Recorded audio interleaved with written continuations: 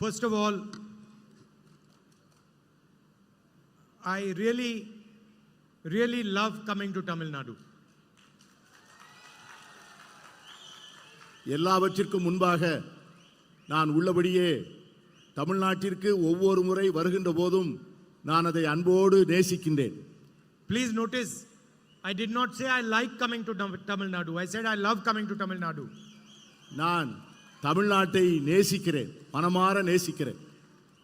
Because I don't just like the people of Tamil Nadu, I love the people of Tamil Nadu. நான் தமிழ்நாட்டு மக்களை என் நெஞ்சம் நிறைந்த அன்போடு நான் நேசிக்கிறேன். And for me,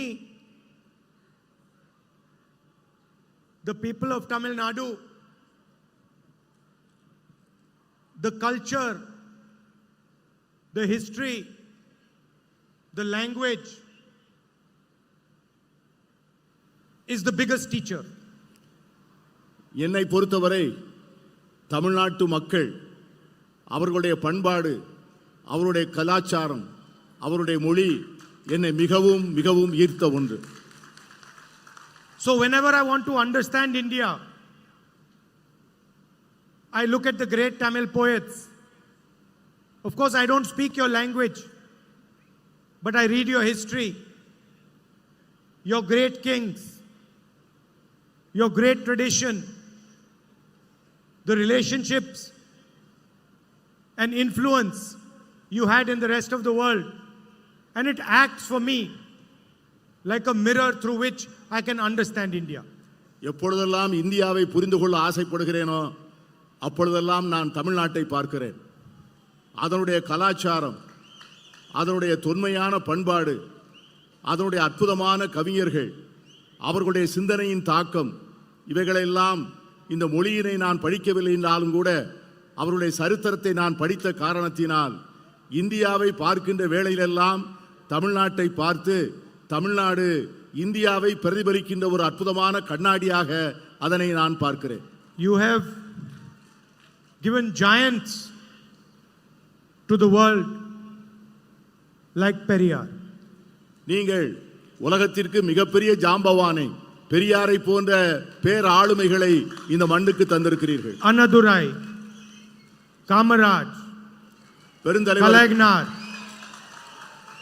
பெருந்தலைவர் காமராஜரை போன்றவர்கள், கலைஞரை போன்றவர்கள், இன்னும் ஒப்புயர்வற்ற தலைவர்களை எல்லாம் இந்த மண்ணுக்கு நீங்கள் அளித்திருக்கிறீர்கள். I could spend the whole meeting talking about Periyar ji, Annadurai ji, Kamaraj ji, Kalaignnar ji. இந்த கூட்டத்தை முழுமையுமே பெரியாரை பற்றியும், அண்ணாவை பற்றியும், தலைவர் காமராஜரை பற்றியும், கலைஞர் அவர்களை பற்றியும் நான் முழுமையாக பேசிக் கொண்டிருக்க முடியும். And you have shown the rest of the country how to walk on the path of social justice. நீங்கள் சமூக நீதியின் பாதையிலே எப்படி நடப்பது என்பதை இந்த நாட்டுக்கே தமிழகத்து மக்கள்தான் அதை தெரிவிக்கப்படுத்தியிருக்கிறீர்கள். So when it was decided to start the Bharat Jodo Yatra, we started in Tamil Nadu. எனவேதான் பாரத் ஜோடோ யாத்திரையை நான் ஆரம்பிக்கும் போது தமிழகத்திலிருந்து அந்த யாத்திரையை துவங்க வேண்டும் என்று நான் நினைத்தேன். And we walked from Tamil Nadu to Kashmir, 4,000 kilometers, fighting for the ideas that these great leaders fought for. அதனால்தான் கன்னியாகுமரியிலிருந்து காஷ்மீர் வரை 4000 கிலோமீட்டர் தூரம் நடந்து இந்த மாபெரும் தத்துவங்களை இந்த மண்ணின் மக்களுக்கு சொல்வதற்காக நடந்தோம். And for me, whenever I come to this great land, I come here with humility and with my head bowed to your past and your tradition. எப்பொழுதெல்லாம் இந்த மண்ணுக்கு வருகிறேனோ அப்பொழுதெல்லாம் உங்களது கலாச்சாரத்திற்கும் உங்களது பண்பாட்டிற்கு முன்பும் நான் தாழ்மையுடன் தலைவணங்கித்தான் வருகிறேன். Because the only thing that a person like me can do is learn from your tradition and your history. இந்தியாவிலே இந்த ஒரு மாநிலத்திலிருந்து தான் எல்லோரும் நிறைய செய்திகளையும் பண்பாட்டு தரவுகளையும் படிக்க முடியும். At the same time, the Tamil people, all of them, have always showered love and affection on me and my family. நான் எப்பொழுதெல்லாம் வருகிறேனோ அப்பொழுதெல்லாம் தமிழகத்து மக்கள் நெஞ்சம் நிறைய அன்பை என் மீது சொரிந்திருக்கிறார்கள், என்னை நேசித்திருக்கிறார்கள். And I have never seen this to be a political relationship.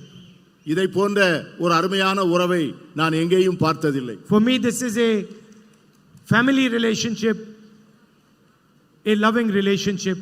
It's not a political relationship. It can never be a political relationship. என்னை பொறுத்தவரை தமிழகத்து மக்களிடம் நான் கொண்டிருக்கின்ற உறவு ஒரு அரசியல் உறவு அல்ல, அது ஒரு குடும்ப உறவு. அவர்களை நான் ஆத்மார்த்தமாக நேசிக்கின்ற உறவு. So, when I see the farmers of Tamil Nadu protesting in Jantar Mantar, their pain is my pain. அவர்கள் இந்த மண்ணினுடைய விவசாயிகள் ஜந்தர் மந்தர் என்ற இடத்திலே அவர்கள் போராட்டம் நடத்துகின்ற போது என்னுடைய உறவினர்களே அங்கே போராடுகின்ற போன்ற ஒரு நிலையை நான் உணர்ந்தேன். Today, there is an ideological battle taking place in India. இன்றைக்கு இந்தியாவிலே ஒரு பெரிய தத்துவ போர் நடந்து கொண்டிருக்கிறது. On one side are the ideas of Periyar, social justice, freedom and equality. And on the other side are the ideas of the RSS, Mr. Narendra Modi and his government. ஒரு புறம் தந்தை பெரியாரை போன்ற தலைவர்கள் போதித்த சமூக நீதி, சமத்துவம், விடுதலை, மறுபுறம் நரேந்திர மோடியை போன்றவர்கள் கொண்டாடுகின்ற வெறுப்பும் துவேஷமும். Narendra Modi says, one nation, one leader, one language. Narendra Modi சொல்லுகிறார், இது ஒரே நாடு, ஒரே தலைவர், ஒரே மொழி என்று சொல்லுகிறார். The Tamil language is no less than any other Indian language. இந்தியாவில் இருக்கிற எந்த மொழியை விட தமிழ் மொழி எந்த விதத்திலும் குறைந்த மொழி அல்ல. There are many different languages, many different traditions, many different histories and cultures in this country, and all of them are equally important to us. இந்த நாட்டில் பல்வேறு மொழிகள், பல்வேறு பண்பாடுகள், பல்வேறு கலாச்சாரங்கள் இருக்கின்றன. ஒரு கலாச்சாரத்தை விடவோ, ஒரு பண்பாட்டை விடவோ, ஒரு மொழியை விடவோ மற்றொரு மொழி, பண்பாடு, கலாச்சாரம் எந்த விதத்திலும் தாழ்ந்ததல்ல.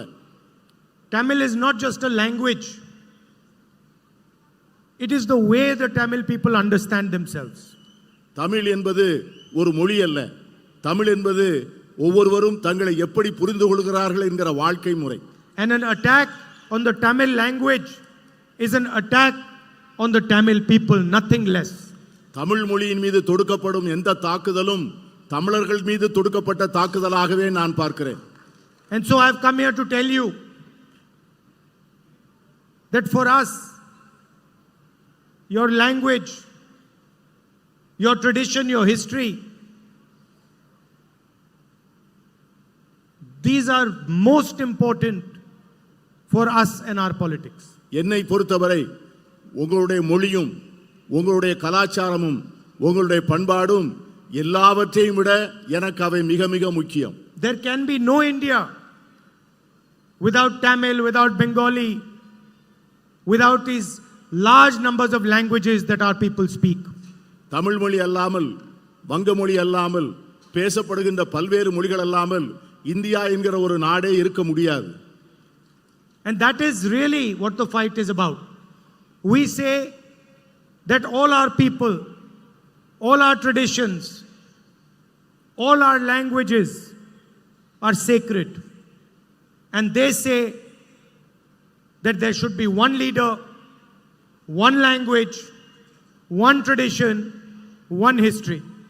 நம்மை பொறுத்தவரை இந்தியாவில் இருக்கிற எல்லாவித கலாச்சாரங்களும் பண்பாடும் மிக புனிதமானவைகள் என்று கருதுகிறோம். ஆனால் அவர்களோ ஒரே நாடு, ஒரே தலைவர், ஒரே மொழி என்பதிலே குறிக்கோளாக இருக்கிறார்கள். And what is the result of their ideology? The highest unemployment in 45 years. 83% of unemployed people are youngsters. இதனுடைய முடிவு என்னவென்று சொன்னால் இந்த நாட்டிலே இருக்கின்ற இளைஞர்களில் 83 விழுக்காட்டு இளைஞர்கள் வேலையில்லாத திண்டாட்டத்தை சந்திக்கின்றவர்களாக இருக்கிறார்கள். India today is more unequal than it was under the British. பிரிட்டிஷார் இருந்த காலத்தை விட இப்பொழுது இருக்கிற இந்தியா சமச்சீரற்ற இந்தியாவாக இருக்கிறது.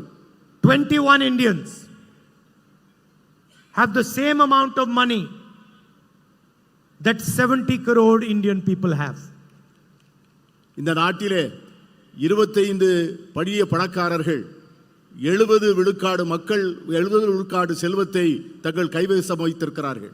30 Indian farmers kill themselves every single day. ஒவ்வொரு நாளும் 30 இந்திய விவசாயிகள் தற்கொலை செய்து கொள்கிறார்கள். And yet the Prime Minister is not ready to forgive their loans. ஆனால் இந்த நாட்டினுடைய பிரதமர் அவர்களுடைய கடன்களை தள்ளுபடி செய்ய தயாராக இல்லை. But he can give 16 lakh crores to the richest Indians by forgiving their loans. ஆனால் விவசாயிகளுக்கு கடன்களை தள்ளுபடி செய்ய மறுத்த அதே பிரதமர் இந்த நாட்டினுடைய மிகப்பெரிய பணக்காரர்களுக்கு 16 லட்சம் கோடி ரூபாய் கடனை தள்ளுபடி செய்திருக்கிறார்.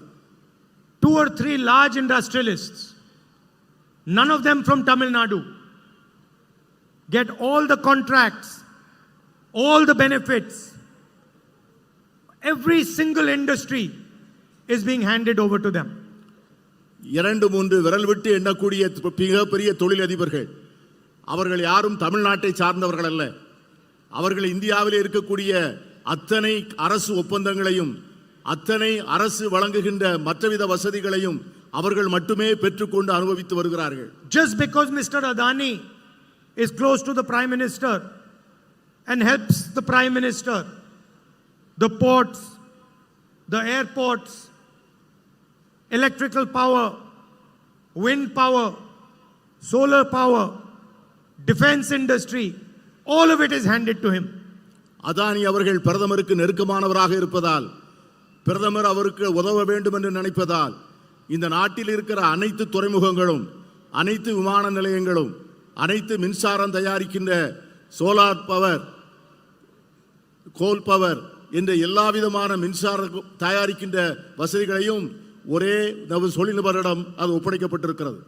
And the entire small and medium industry has been destroyed by demonetization and a flawed GST.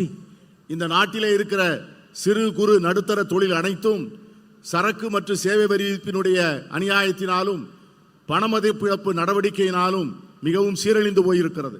All India's institutions, all India's agencies have been stuffed full of RSS people. இந்தியாவினுடைய அனைத்து நிறுவனங்களும் அனைத்து முகமைகளும் RSS சார்ந்த மக்களால் முழுமையாக நிரப்பப்பட்டுள்ளது.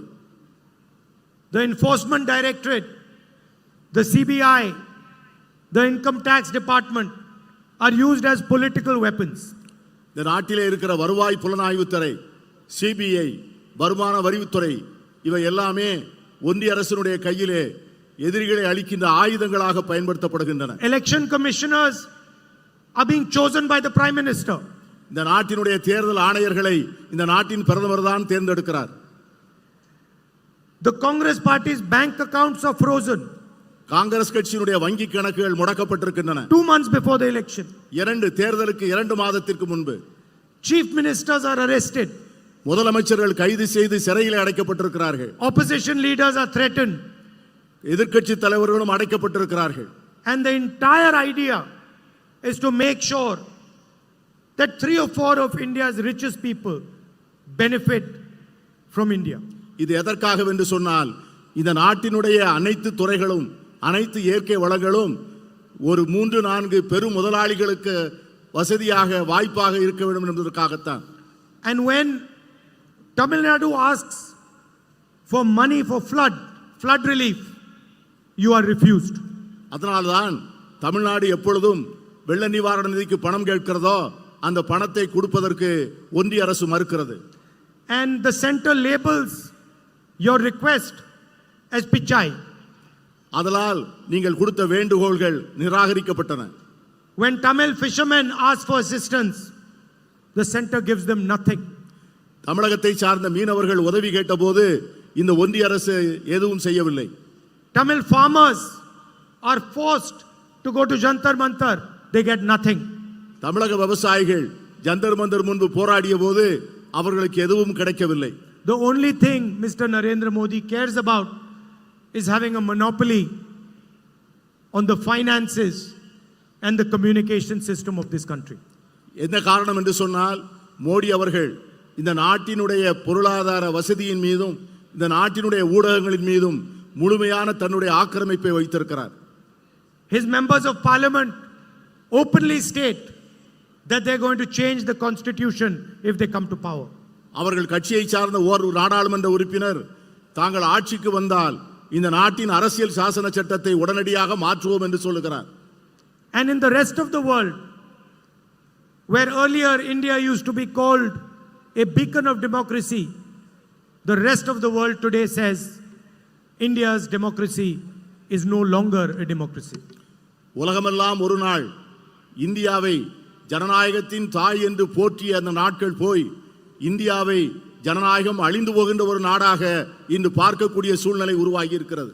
So in this environment, what is the Congress party and the India alliance thinking of doing? இந்த சூழ்நிலையிலே காங்கிரஸ் கட்சியும் இந்தியா கூட்டணியும் என்ன செய்ய நினைக்கிறது என்று உங்களுக்கு சொல்ல ஆசைப்படுகிறேன். In an environment where Mr. Narendra Modi has forced every single Indian youngster to be unemployed, we are going to take drastic action for employment. இந்தியாவினுடைய எல்லா இளைஞர்களையும் வேலையில்லா திண்டாட்டத்தின் சூழ்நிலையிலே மோடி அவர்கள் திணிக்கின்ற சூழ்நிலையில் அவர்களை பற்றி நினைத்து அவர்கள் எல்லோருக்கும் வேலை வாய்ப்பை உருவாக்கி கொடுக்க வேண்டும் என்று நாங்கள் மனமாற விரும்புகிறோம். There are 30 lakh jobs, 30 lakh government jobs which today are lying vacant. We will give these 30 lakh jobs to the young people of this country. இன்று ஒன்றிய அரசிடம் 30 லட்சம் பணியிடங்கள் வேலைகள் காலியாக இருக்கின்றன. நாங்கள் ஆட்சிக்கு வந்தவுடனே அந்த இடங்களை 30 லட்சம் இடங்களையும் உடனடியாக நிரப்புவோம். And that is just the starting point. The children of rich families, before they get a proper job, they do an apprenticeship. வேலை கிடைப்பதற்கு முன்பு அந்த இளைஞர்களுக்கு வேலை பயிற்சி வாய்ப்பை அளிக்கக்கூடிய ஒரு திட்டத்தை உருவாக்கி வைத்திருக்கிறோம். For 6 months or a year, they go to a private company and they work and they get paid for that work and they get trained. ஒரு 6 மாதம் அல்லது ஒரு வருடம் ஒரு தனியார் நிறுவனத்திலே அவர்கள் வேலை பார்த்து பயிற்சி பெற்று அதற்கு பிறகு அவர்களுக்கு நல்ல வேலை கிடைக்க நாங்கள் ஏற்பாடு செய்வோம். And so for all our graduates, undergraduates and our diploma holders, we are going to pass a law which is going to be called the right to apprenticeship.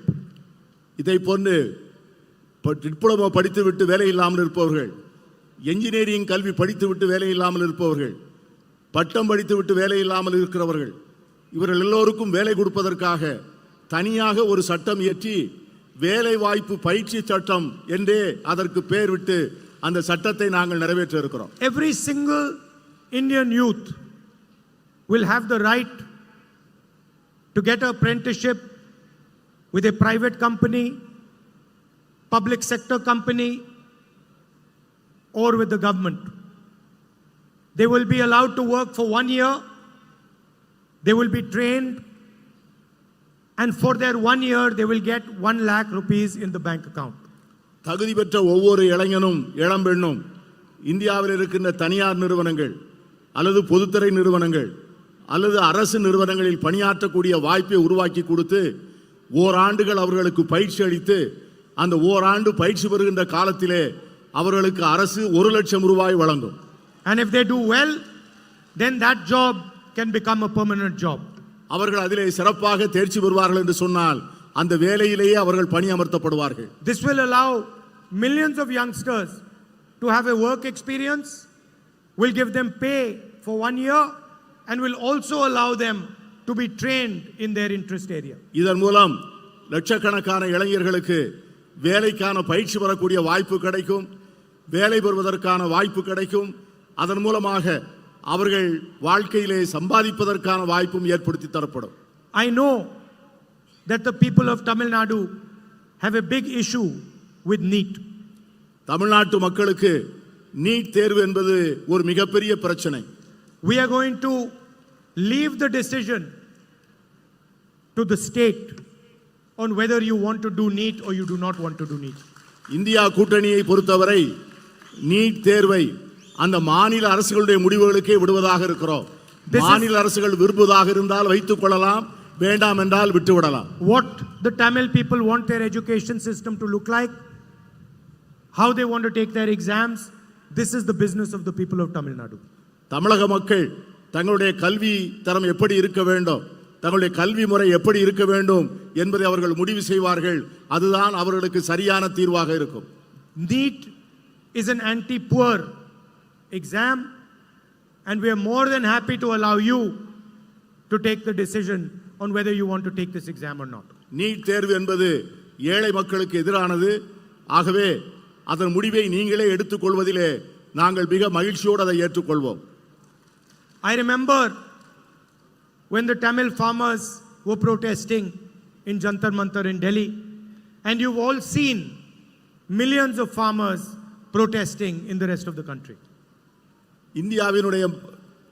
இந்தியாவினுடைய விவசாய பெருங்குடி மக்கள் ஜந்தர் மந்தரின் முன்பு போராட்டம் நடத்திய போதும், இந்தியா முழுவதும் லட்சக்கணக்கான விவசாயிகள் போராடிய போதும் நீங்கள் அதையெல்லாம் பார்த்து கொண்டிருந்தீர்கள். We have decided that we are going to give a guaranteed legal MSP to the farmers. அந்த விவசாயிகளுக்கு நாங்கள் ஒரு உறுதி சொல்ல ஆசைப்படுகிறோம். அவர்களது விளைபொருட்களுக்கு குறைந்தபட்ச ஆதார விலையை கொடுப்பதற்கான சட்டத்தை நிறைவேற்றுவோம் என்கிற உறுதியை சொல்லுகிறோம். Every farmer will be entitled to a minimum support price which will be guaranteed by the Indian legal system. ஒவ்வொரு விவசாயியும் அவருக்கு குறைந்தபட்ச ஆதரவு விலை உறுதி செய்யப்படும். அதற்காக இந்திய அரசு அதற்கான உறுதியை தரும். Mr. Narendra Modi has given huge loan waivers to the richest people in the country. பிரதமர் நரேந்திர மோடி இந்த தேசத்தில் இருக்கிற மிகப்பெரிய பணக்காரர்களுக்கு மிகப்பெரிய அளவிலே கடன் நிவாரணத்தை அளித்திருக்கிறார். We are going to give the farmers of India a farm loan waiver. We are going to forgive the farmers their loans.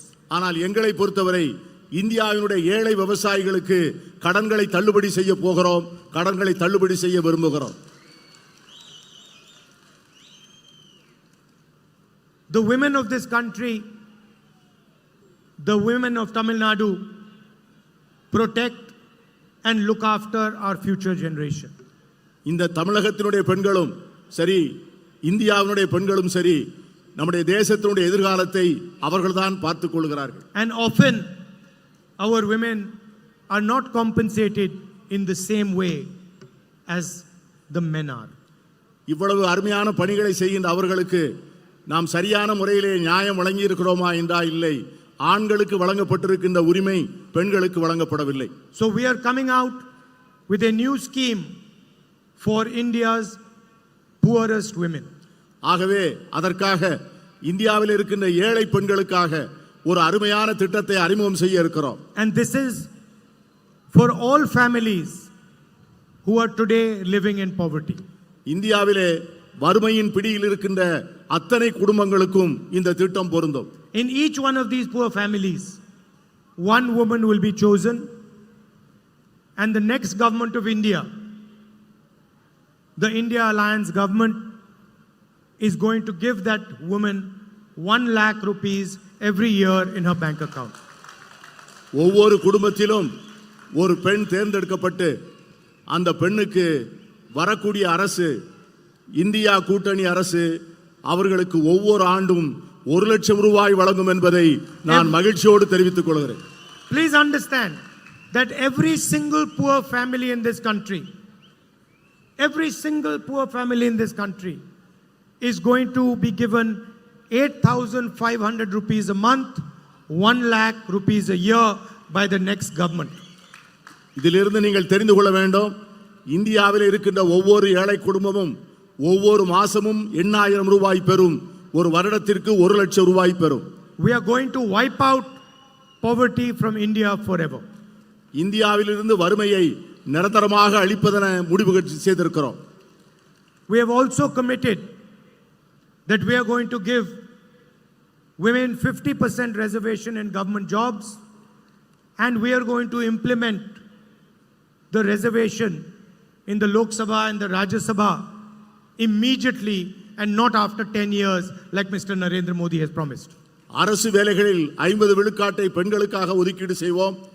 உடனடியாக இந்தியா கூட்டணி அரசு ஆட்சிக்கு வந்த உடனே நாடாளுமன்றங்களிலும் மாநிலங்களவையிலும் மக்களவையிலும் சட்டமன்றங்களிலும் பெண்களுக்கான இடஒதுக்கீட்டை உடனடியாக அமுல்படுத்துவோம். 10 ஆண்டுகள் என்று மக்களை ஏமாற்ற மாட்டோம். Finally, for the women, ASHA workers and Anganwadi workers, we are going to double their wages for them. இந்தியாவிலே ஆஷா பணி செய்கின்றவர்களுக்கும் அங்கன்வாடிகளிலே பணி செய்கின்றவர்களுக்கும் அவருடைய ஊதியத்தை 2 மடங்காக்க திட்டமிட்டிருக்கிறோம். The Prime Minister has completely ignored the fishermen of this country. இந்த நாட்டினுடைய பிரதமர் இந்த தேசத்தினுடைய மீனவர்களை முழுமையாக மறந்து விட்டார். He does not even think about them. அவர் அவர்களை பற்றி ஒருபோதும் நினைப்பதில்லை. But fishermen are no less than our farmers. நம்முடைய விவசாயிகள் எவ்வளவு முக்கியமோ அந்த அளவுக்கு நம்முடைய மீனவர்களும் முக்கியமானவர்கள். They take huge risks and they provide food to our country. அவர்கள் பேர் ஆபத்துகளுடன் கடலுக்குள் சென்று நம் மக்களுக்கு உணவை தருகிறார்கள். So we have created a special manifesto for fishermen. அதற்காக மீனவர்களுக்கென்று ஒரு தனி தேர்தல் அறிக்கையை நாங்கள் தயார் செய்திருக்கிறோம். And we are going to give them a diesel subsidy for their fishing boats. அவர்களுடைய படகுக்கான டீசல் மானியத்தை தரப்போகிறோம். Insurance for their boats. அவர்களுக்கான படகுகளுக்கு காப்பீடு தரப்போகிறோம். We are going to give them a Fisher Folk credit card. அவர்களுக்கு நாம் கிரெடிட் கார்டு வழங்க போகிறோம். And we are going to recognize inland fishing and aquaculture as agriculture. உள்நாட்டு மீன்பிடிப்பதையும் aquaculture என்ற அந்த உள்நாட்டு மீன் வளர்ப்பு தொழிலையும் விவசாயத்தை போல விவசாயமாக கருத இருக்கிறோம். Finally, I'd like to end by saying this is an ideological battle. This is a battle for your history, for your tradition, for your culture, for your way of life. நான் ஏற்கனவே சொன்னது போல இது ஒரு மாபெரும் தத்துவ போராட்டம். உங்களுடைய பண்பாட்டுக்காக, உங்களுடைய வரலாற்றுக்காக, உங்களுடைய கலாச்சாரத்திற்காக, உங்கள் மொழிக்காக நாங்கள் தொடுக்கிற யுத்தம்தான் இந்த தேர்தல். I am going to stand and the Congress party is going to stand with the Tamil people to protect your language, to protect your culture and your history. நானும் காங்கிரஸ் கட்சியும் உங்களோடு என்றும் இருப்போம். உங்கள் பண்பாட்டோடு இருப்போம், உங்கள் மொழியோடு இருப்போம், உங்கள் கலாச்சாரத்தோடு இருப்போம். And no, forget Narendra Modi, no force on this planet, no force on this planet can harm the people of Tamil Nadu, their language and their tradition. உங்களுக்கு ஒரு உறுதி சொல்கிறேன், நரேந்திர மோடி மட்டுமல்ல, இந்த உலகத்தில் எந்த சக்தியாக இருந்தாலும் அது தமிழர்களையோ தமிழ் மொழியையோ தமிழ் கலாச்சாரத்தையோ தொட்டு பார்க்க முடியாது என்று நான் எச்சரிக்க விரும்புகிறேன். This election is being fought to save Indian democracy, and it is being fought to protect the Indian Constitution. இந்த தத்துவ போர் இந்தியாவின் ஜனநாயகத்தை பாதுகாப்பதற்காகவும் இந்திய அரசியல் சாசன சட்டத்தை பாதுகாப்பதற்காகவும் நாம் மேற்கொண்டிருக்கிற யுத்தம். And I am confident we are going to win this fight. நான் உறுதியாக சொல்கிறேன், நாம் இந்த போரில் வெற்றி பெறப் போகிறோம். I'd like to once again thank you for coming here and for all the love and affection you always shower on me. மீண்டும் ஒரு முறை நீங்கள் இங்கே வந்து உங்களுடைய அன்பை என்மேல் பொழிந்ததற்கு என் நெஞ்சம் நிறைந்த நன்றியை மீண்டும் ஒரு முறை சொல்ல ஆசைப்படுகிறேன். Thank you. வணக்கம். நன்றி, வணக்கம். बड़ी से बड़ी खबर, क्राइम से लेकर राजनीति तक किस नेता ने 5 साल में क्या काम कराया।